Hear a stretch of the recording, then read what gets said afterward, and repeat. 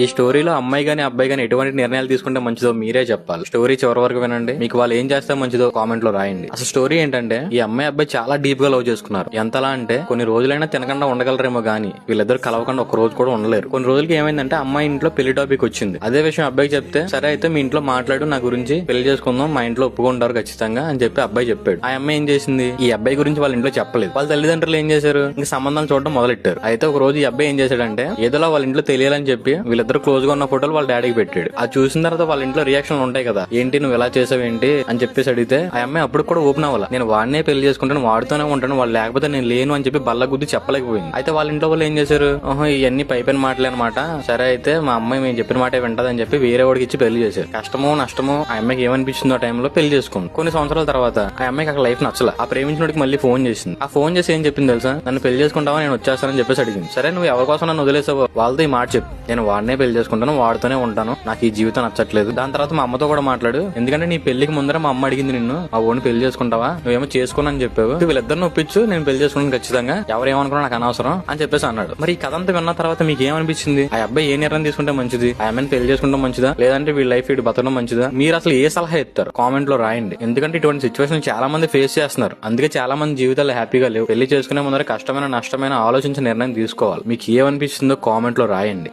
మంచిది.